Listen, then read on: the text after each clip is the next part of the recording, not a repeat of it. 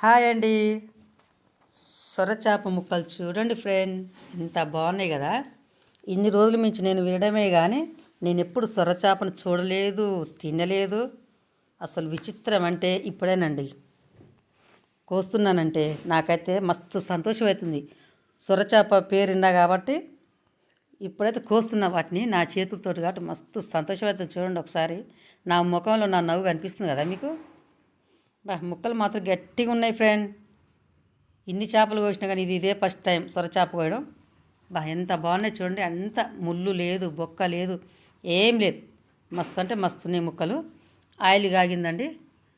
మిర్చి మసాలా వేసుకున్నాం. స్లోగా పెట్టుకోవాలండి మంట మాత్రం. ఎందుకంటే మంచిగా స్లోగా ఉంటేనే తాలింపు కూడా మంచిగా ఉంటుంది. పచ్చిమిర్చి కాలుతున్నాయి చూడండి. ముందుగానే కొంచెం మసాలా వేసుకోవాలి చేపల కూరకి ఎప్పుడైనా. అటు ఇటు కలుపుకున్నాం ఫ్రెండ్. ఉల్లిగడ్డ పేస్టు, ఎర్ర ఉల్లిగడ్డలండి. కచ్చా పక్కాగా పట్టాము మిక్సీకి. ఎందుకంటే అటు ముక్కలు కాదు, ఇటు పేస్ట్ కాదు. ఇట్లా ఉంటేనే బాగుంటుంది. గుజ్జుగా వస్తుంది అనమాట కూర, మంచిగా గ్రేవీ ఒక్క దగ్గరకు వస్తుంది. చేపల కూర చాలా బాగుంటుంది.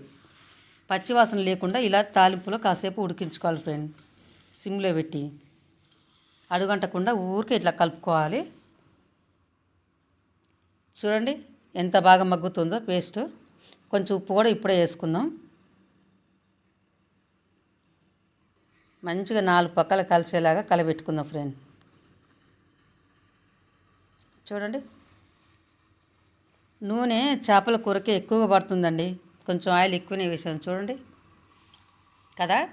మంచిగా మగ్గింది. పసుపు మంచిగా కలబెట్టుకుందామండి. మంచిగా మగ్గనివ్వాలండి స్లో మంట మీద. నాకైతే మంచి వాసన వస్తుందండి, మసాలా వాసన. ముందుగానే అల్లం వెల్లిగడ్డ వేసుకుందాం. కారం కూడా ఇప్పుడే వేసుకుందాం ఫ్రెండ్. చూడండి కారం, అల్లం వెల్లిపాయ అంతా ఇప్పుడే మంచిగా కలుపుకుందాం ఒక్క దగ్గరికి 4 పక్కల కదా. ఎలా ఉంది చూడండి. గ్రేవీ భలే ఉంది కదా చూడ్డానికి. మస్తు అంటే మస్తు ఉందండి. ఎంత వాసన వస్తుందో. ఇప్పుడే గరం మసాలా, ధనియాల పౌడర్ కూడా వేసుకుంటున్నా. అంతా కలుపుకోవాలి 4 పక్కలు కలిసేలాగా.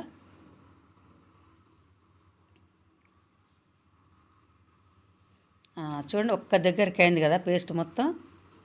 ఇప్పుడు కొత్తిమీర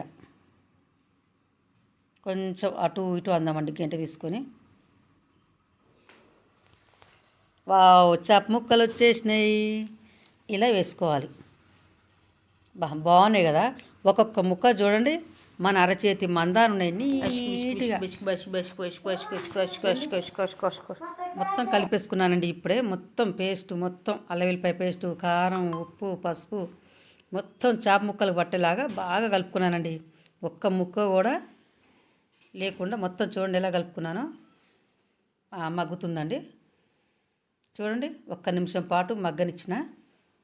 ఇట్లా ఏ ముక్కకి ఆ ముక్క, ఏ ముక్కకి ఆ ముక్క తీసి ఇలా తిరిగేసుకోవాలి. సరేనా. మన చికెన్ లాగా, మటన్ లాగా కలపొద్దండి స్పీడ్గా. చూడు ఎంత బాగా మగ్గిందో అడుగుకి ముక్క. ఇట్లా అనమాట. స్లోగా మంచిగా చేసుకోవాలి నీట్గా. చింతపండు చూడండి. ఇప్పుడు ముక్కలకి ఎంతైతే చింతపండు పడుతుందో అంత పోసుకుందాం.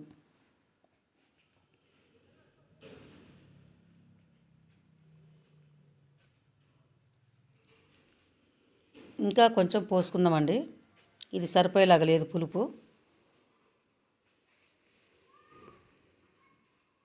చూడు ఇంకాస్త పోసుకుంటున్న పులుపు. ఈ చింతపండు పెద్దగా పులుపు ఏం లేదండి, మామూలే ఉంది. అందుకే పోసుకుంటున్నా కాస్త ఎక్కువగానే. నీళ్ళు కూడా కొంచెం ఎక్కువ పోసుకుందాం ఫ్రెండ్. ముక్కలు మునిగేలాగా ఉండాలి చేపల పులుసుకి ఎప్పుడైనా.